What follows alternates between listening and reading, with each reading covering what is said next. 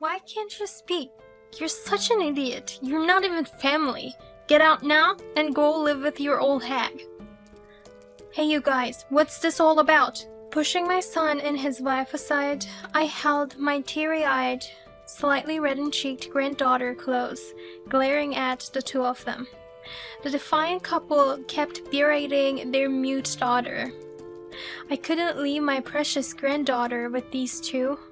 I decided to raise her myself and took her away immediately. 10 years have passed since that day. When we, who had been living overseas, returned to Japan after several years, my son and his wife came to visit. It's been a while. Have you been well? I'm so glad to see you. Let's live together from now on. We're family after all. You can take him back. I'm not family with a fool. My name is Claire Turner, and I turned 60 this year. Since losing my husband a few years ago, I've been living alone in a large house. When my husband passed away, I considered living with my son Tyler and his wife Mila, but decided against it. Of course, Tyler is my biological son, but there's some friction between that couple and me. Moreover, I might end up helping out at the taverns they run. Given my personality, I'm not good at customer service, and I can't move as I used to. Living together and helping out with work could lead to stress for both of us. In that case, I believe it's best for both of us to live separately.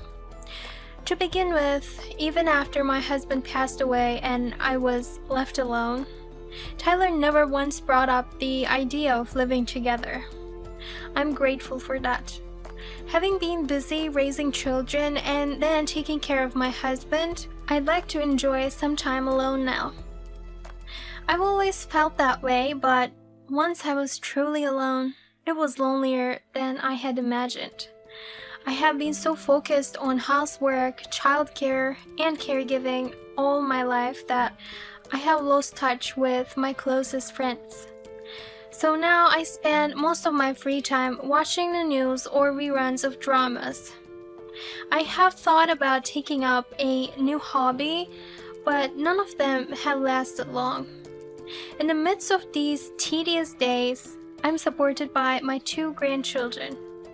Amy, my 10-year-old eldest daughter, and Haley, my 6-year-old second daughter. They're both so adorable.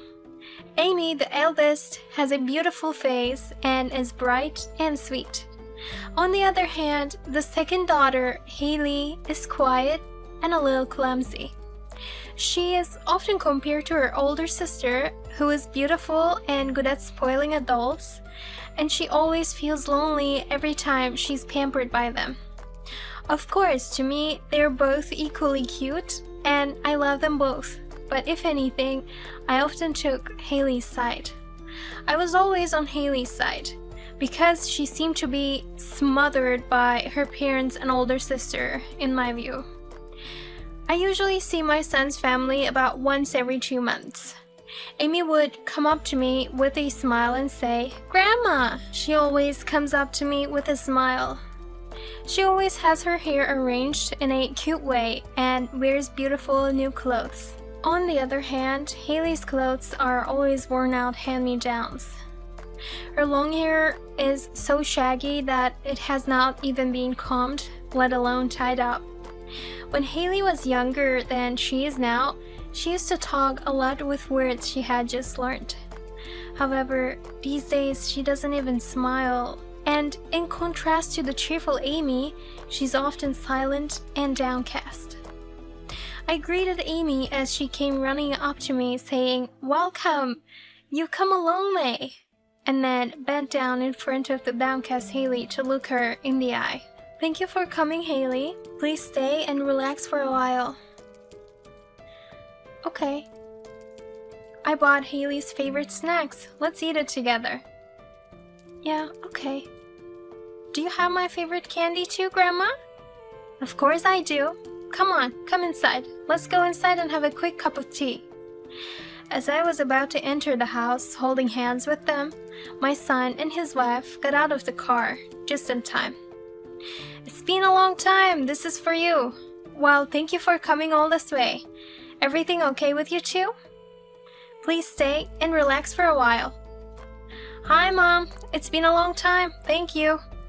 I went into the house with my son and his family and quickly prepared tea and snacks.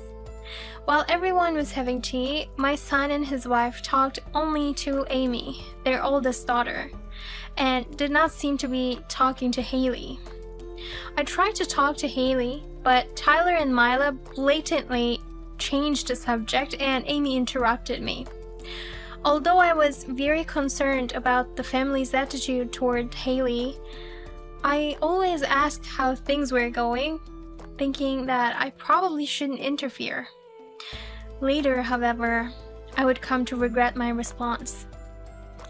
That day, I was going to visit my son and his wife, so I brought them some of their favorite sweets as a gift. I arrived at the front of my son and his wife's house, and just as I was about to press the doorbell, suddenly I heard Tyler yelling loudly from inside the house. "Why are you silent? Say something!" Taken aback, I instinctively reached for the front door and found it unlocked. Without hesitation, I entered the house and proceeded down the hallway. The shouting seemed to be coming from the second floor. "Why don't you ever speak up at school? It's always embarrassing because of you." As I hurriedly made my way upstairs, the shouting continued, and suddenly there was a loud slap. Entering the room from which the noise had come, I saw Haley sitting properly on her heels, with Tyler, Mila, and Amy yelling at her. Haley looked like she was about to cry, pressing her cheek, while, on the other hand, Amy was rubbing her palm as if it hurt. "Hey, Haley, don't you have anything to say, even when your sister hits you? Doesn't it hurt? Say it hurts. Idiots like you who can't even speak aren't family. You might as well live with the old hag. Get out of this house." "Hey, you three, what's going on here?" Pushing aside my son, his wife, and Amy, I tightly hugged Haley, who seemed on the verge of tears, glaring at the three of them. The trio looked shocked to see me, but they soon spoke up. "Mom, at least ring the doorbell. Why are you entering someone's house uninvited?" "Mom, that's a bit inconsiderate." "Inconsiderate? Which one of us? Yelling at such a small child? Tyler, aren't you her father? How can you be so rough with a child? And Amy, why did you hit Haley?" I'd never reprimanded my grandchildren before, but this was the first time I severely scolded Amy. Amy, taken aback, merely said, "But," and looked down. Suddenly, Mila swiftly embraced Amy and glared at me. "Don't be harsh on Amy!" Defiantly, I glared back at Mila. I couldn't believe a mother would defend her child who just hit her younger sister. Tyler then pointed at me, who was hugging Haley, and shouted, "What are you doing, Mom? Get away from that idiot!" "It's you who are the idiots. Apologize to her right now." "Apologize? Who would do such a thing?" My son, his wife, and Amy seemed to have entirely hardened their hearts, treating Haley so cruelly. Haley, held by me, had a weak expression and gently clutched my clothes. Could she have been feeling like this all alone? In a split second, I lifted Haley and declared to my son and his wife, "I can't leave Haley in a house like this. I'll take care of her." The three seemed stunned as I stormed out of the room. After a moment, Tyler approached, a faint smile on his lips. "That helps. I can't handle her. You take care of her, Mom." While I was dumbfounded by Tyler's words, Mila appeared from behind. In her hands, she held an old-looking small carry case and Haley's school backpack. "I'll give you Haley's belongings. We'll leave the rest to you." Saying so, Mila almost threw the luggage at me. Haley and I were speechless. A glance at the couple's faces made it clear that they were pleased with the situation. Overwhelmed with disbelief, I silently left the house with Haley. We returned home without speaking a word to each other, and I took off Haley's shoes and lined them up in the entranceway. At that moment, Haley sniffed softly. I looked down at her face. Tears were streaming from her eyes, and she was biting her lip tightly. Without thinking, I hugged Haley and stroked her back. "You've been through so much. I'm sorry I didn't notice. But it's okay now. I'll always protect you. I'm on your side no matter what." And so Haley and I began living together. The reason she couldn't speak might be because of the hurt she received from her parents in the past. Even simple words like good morning seemed too difficult for her to voice. I heard from her teacher that she doesn't speak with her classmates or teachers at the school either. I became worried and decided to take Haley to the hospital. As a result of the examination, it was diagnosed that Haley has selective mutism. Though the exact cause of the disorder isn't clear, the doctor mentioned the possibility of severe stress from her parents and siblings, resulting in her becoming so anxious, tense, and fearful that she can't speak even when she wants to. Fortunately, she's now living away from her family, and with the change in environment, she's expected to improve gradually, which greatly relieved me. On our way back from the hospital, I bought Haley a notebook with a design she likes and a cute pen. "Haley, from now on, if you want to tell me or anyone something, use this notebook. Whether it's drawings or words, anything is fine. And once you get used to that, let's practice voicing out the words you've written little by little." Upon hearing this, Haley immediately picked up the pen and started writing something. When I silently observed, she showed me a page from the notebook once she finished. Looking at it, next to a drawing of me, it read, "Thank you, Grandma." Then Haley tried her best to voice out, "Thank," but she couldn't articulate it completely and looked down, disheartened. "You did great. Thank you for trying, Haley. You get a full score. Just take it one step at a time." When I patted her head, she looked up and seemed to be smiling slightly. From then on, Haley started using her notebook and pen to communicate with everyone at school. She might be slowly gaining confidence. Little by little, Haley began to speak, and 2 years later, the symptoms of selective mutism had completely disappeared. "Grandma, I'm home! Listen, today at school?" Every day when she returned home, she joyfully told me about her day at school. Seeing Haley now, lively and enjoying life compared to before, I felt a deep sense of relief. In the midst of all this, I attended Haley's 3-way interview at school. There was a kind-looking teacher waiting in the classroom. Haley and I greeted the teacher and took our seats. As I updated the teacher about Haley's behavior at home and listened to her school updates, I noticed Haley fidgeting, perhaps out of embarrassment. "Please look at this report card.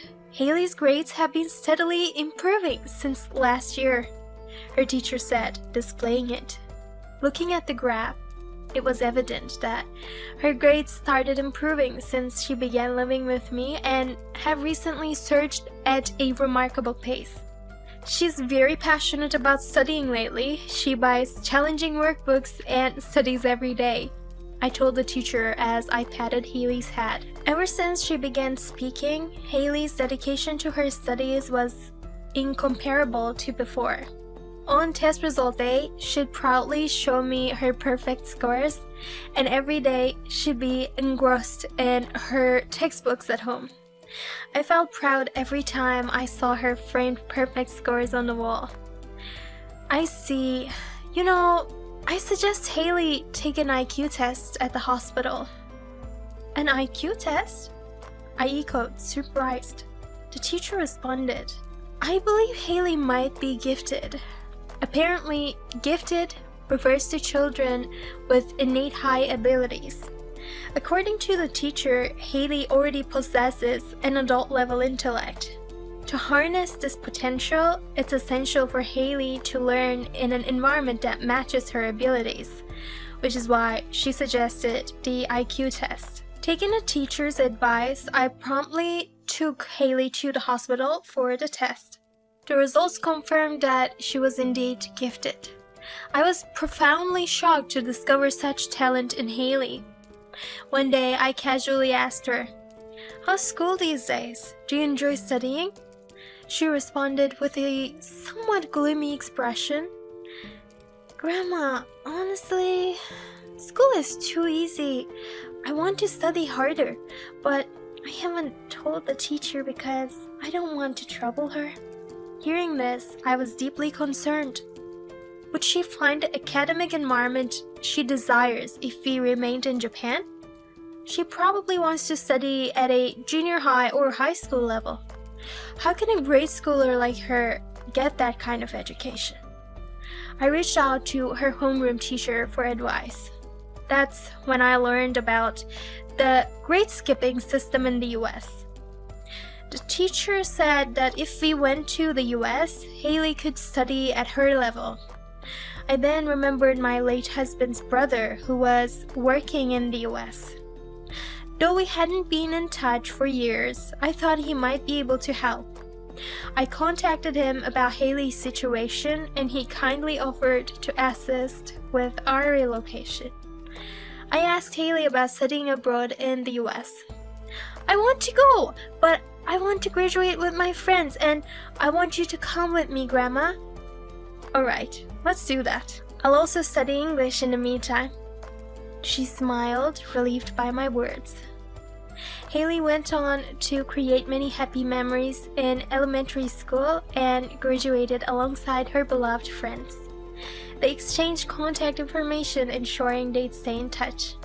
Of course, we didn't tell Tyler and Mila about the study abroad or her gifted status. After moving to the US, Haley quickly adapted and advanced her studies using the grade skipping system. I did everything I could to support her. Seeing her enjoying her studies even more than in elementary school, I felt reassured about our decision to come to America. Haley's abilities truly were extraordinary. A few years after her study in the US, she entered Harvard University and started studying business and economics. And by the time I realized it, she had established her own company. Haley gives back to me. She always tells me. But she has already done enough to repay the kindness. She has grown up from such a small child to such a fine adult. Haley's success became the talk of the American news, and from there it spread all over the world on TV and the internet, making her a celebrity in no time at all. At this rate, Haley is sure to become famous in Japan as well. We wonder how Tyler and Mila are reacting to her success. I hope they're reflecting on how they have hurt Haley so much in the past. Exactly 10 years had passed since Haley had established her company in the United States. We had to return to Japan because of Haley's work. We had rented an apartment and were settling into life in Japan when suddenly the intercom rang. I wondered if it was a neighbor. I opened the front door without thinking. "It's been a long time, Mom. You look good." "Tyler? Even Mila? Why are you here?" I was horrified when I saw my son and his wife standing in the doorway. They are quite far from the area where we used to live, and of course I haven't given them my contact information since I changed it. How did they end up here? Mila called out loudly into the house as I couldn't hide my surprise. "Haley, it's your mother. I know you're there. I've come to see you." "Please leave her alone. What the hell do you want from us now?" "We're Haley's parents. What are you talking about?" "You have Haley inside, don't you? We're her parents. Let us see her." "What are you talking about? Don't be selfish." I desperately tried to stop them, but my son and his wife came into the house without a care. As I was trying to get them to leave, Haley came out of the living room. "Grandma, what's wrong?" "What?" She couldn't hide her surprise at the unexpected visitor. I felt awkward and involuntarily turned my face away from her. The son and his wife were happy to see Haley again. "Haley, you've grown up so well. I missed you for so long." She quickly swatted away Mila's hand that reached out to hug her. "If you want to talk, so go to the living room and stay on the sofa, please. I'll prepare the tea," she said coldly and went into the kitchen to start preparing tea. Tyler and Mila sat on the sofa without any hesitation and continued to talk to Haley one-sidedly. I became concerned and ran to Haley and called out to her, but she smiled and winked at me. Then, "I'll take care of it," she said. After preparing tea, we sat down across from them, and the son and his wife began to talk. The tavern they had run together for some time had fallen into disrepair and gone out of business. Their eldest daughter, Amy, has been out of touch since she started working, and they do not even know where she lives. They have been living in poverty since they lost their jobs, and their savings are about to run out. "Haley, we raised you until you left home at the age of 6, didn't we? Would you be willing to support us as an act of filial piety?" "Haley must have missed us a lot, right? From now on, we will be together forever, and we will make many memories." The sight of Tyler and Mila clinging to their own child was so pathetic that I couldn't bear to look at them. Why did they have to grow up like this? Even though he's my own son, I don't understand.